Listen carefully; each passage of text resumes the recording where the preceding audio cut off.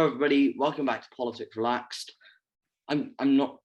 I mean, it's very hard to even start with this topic. I mean, the last few days it's been very harrowing to watch, and just, I mean, the whole Ukraine-Russia war. It's just, I'm not really sure how to even start this conversation because it's. I'm lost for words. It's just such a sad situation. If anybody wants to start, because. All right. Well, over the last few months, Russia has been amassing their forces on the Ukrainian border. They said they weren't going to do anything, then they invaded to protect their sovereignty or whatever. It comes 8 years after they last invaded Crimea. This time it's a full-scale invasion, and they've been at it for 4 days now, and I mean, the Ukraine seems to be doing much better than everyone thought they would, which is a plus. But they're certainly not winning, I suppose. But they're managing to hold on in most key places. Yeah, I mean, the resolve that the Ukrainian people have shown to hold off the Russian forces for this long, when many expected them just to, I suspect Vladimir Putin expected them just to stand by and watch the Russians install a puppet government or whatever their plan is to do next, and they expected that within a matter of days. And the fact that they've banded together. I mean, I think President Zelensky has shown massive courage and strength, and so have the Ukrainian people, to hold off Putin's army for so long. It's just amazing to watch. However, I think we must recognise that despite having Zelensky at the helm of a defiant Ukrainian people, it will not be sufficient in ultimately holding off the Russians indefinitely. And so I'm guessing by talking about this, I'm shifting this onto sort of the military intervention aspect of perhaps a debate we could have. And Cameron will know from Friday we had a debate in Politics Extension about whether NATO should get involved militarily in terms of deployment, boots on the ground. And we were actually in agreement that they probably should, on account of how, although Ukraine is not a member state of NATO, they are a free sovereign nation, and such an invasion blatantly violates their sovereignty. And so it is incumbent upon the free world, the protectors of the free world, to intervene and protect what remains of Ukrainian sovereignty from further violations. Yeah, I think Ollie's right on that, actually.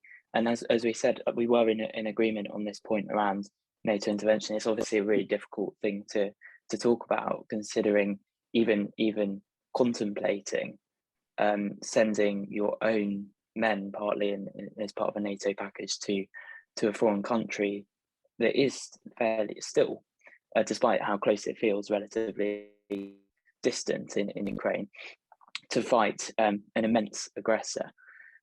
But I think that the issue that we have with NATO currently is that NATO is far too obsessed, I think, with the borders of its own treaty.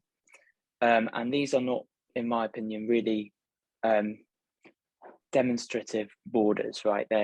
They're false borders in the kind of way that, in actuality, I think we should treat our borders as the borders of democracy and the borders of liberal values and the Western values that we hold dear. And the Ukrainian border with Russia is that border. And I think we've really had difficulty in terms of recognizing that. And that's disappointing. Unfortunately, now we look at the situation and Russian tanks are rolling through some cities in spite of really, truly admirable Ukrainian courage against this, led by a president who has proven himself, I think. And I must say I did have respect even before this crisis for how he's handled himself on the global stage. But yeah, I think in conclusion, really, I think we do have to look at how we can, despite Putin's pretty terrifying threats, intervene urgently to try and protect completely valid democracies and to protect the value of self-determination. I'd only be okay with NATO boots on the ground or even NATO bombing if it was backed up by a UN resolution, as was the case with Yugoslavia, because otherwise it just it falls into a question of very questionable legality there. There's a line between like a no-fly zone and putting boots on the ground that sort of just requires more permission than like from the UN than other things. And you know, Western foreign policy has already been criticized to the ends before, and with Ukraine it could very easily turn into a situation where escalation, or even further escalation, is caused by the West. I feel like it's a bull in the china shop situation, because you got Vladimir Putin, who has his finger 2 centimeters away from the nuclear button if something disastrous were to happen, and it's such a delicate situation that if you got an ironclad guarantee that there would be no Russian retaliation of force on people outside like of Ukraine, and there was like danger of like this becoming like a global conflict situation, which nobody wants, because right now it's just Russia and Ukraine.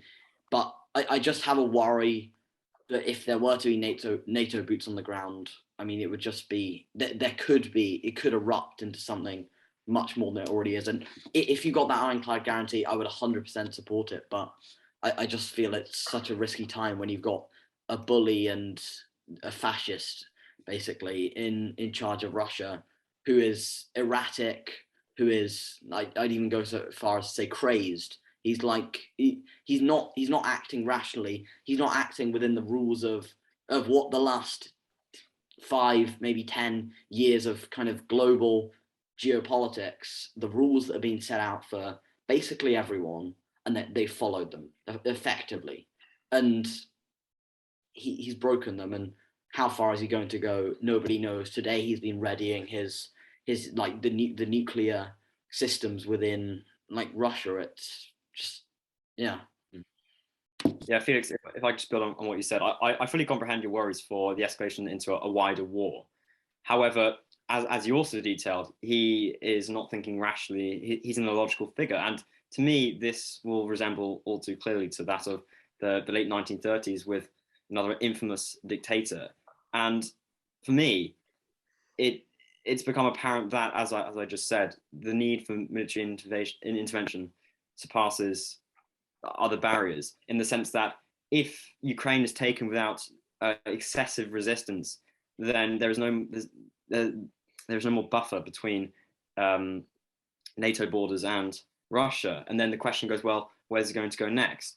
You know, Poland, is his goal to reunify the former states of the Soviet Union?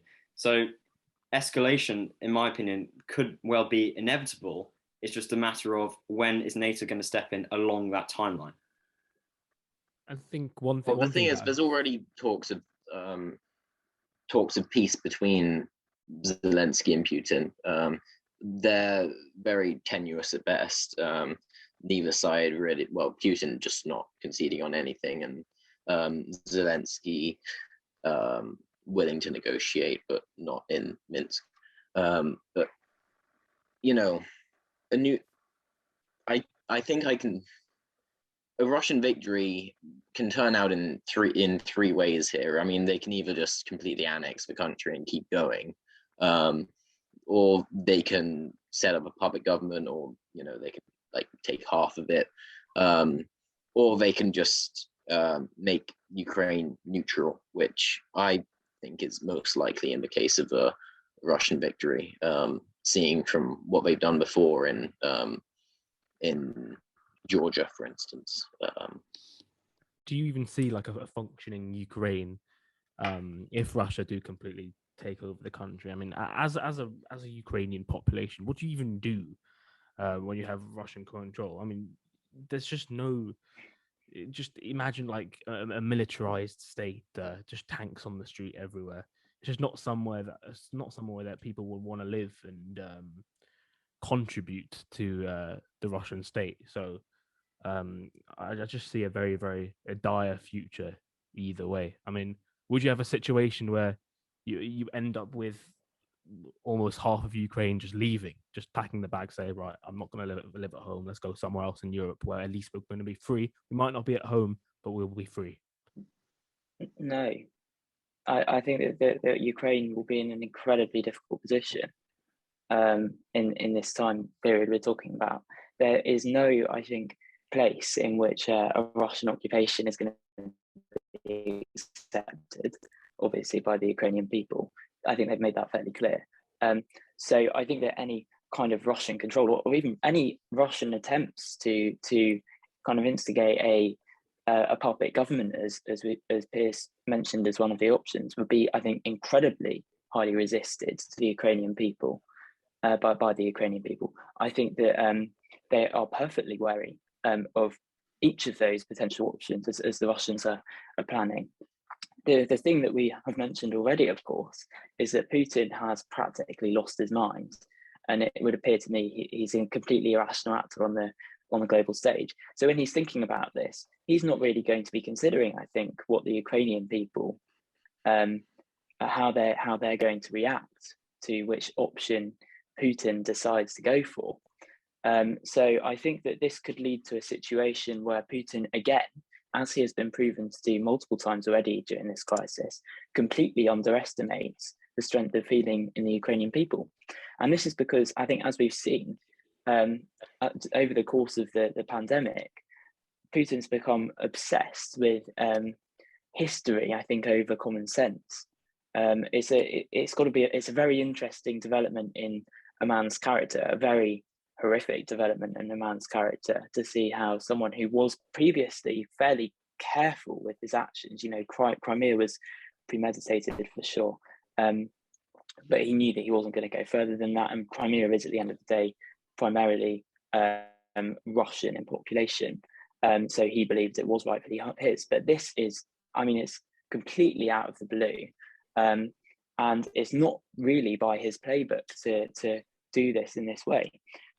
So yeah, I think that the points have been made about trying to restore the kind of Soviet era sphere of influence, no matter what the people in Ukraine, no matter what the people in these Eastern European countries actually think, is precisely his goal. And he won't show an ounce of consideration for what they want.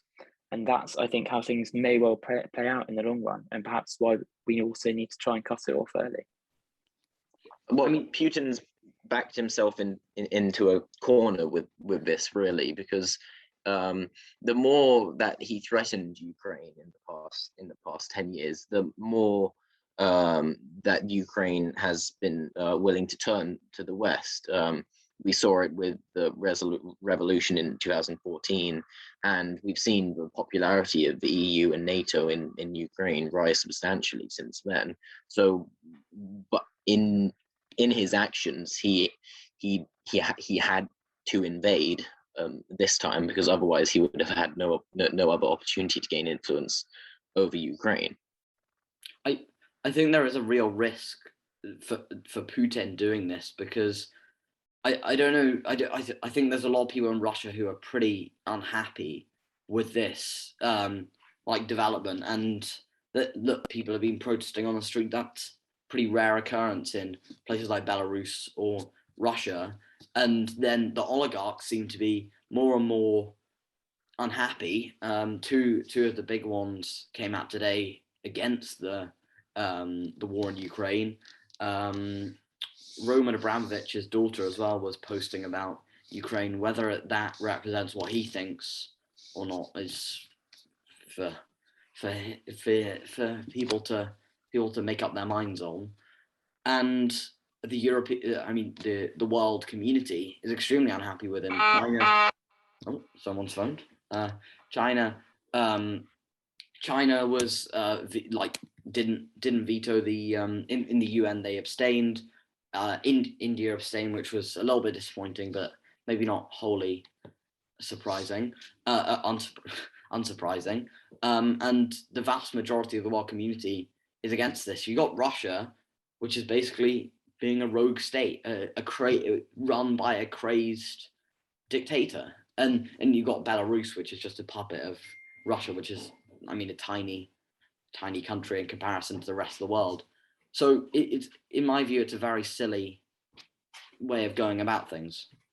Yeah, the only countries that explicitly support Russia are, I think, Iran, Syria, Venezuela, and Cuba, which doesn't exactly amount to a huge force. I mean, China is acting neutral, although they are still, propping up the Russian economy somewhat, but they're certainly not in favor of the invasion, I'd say.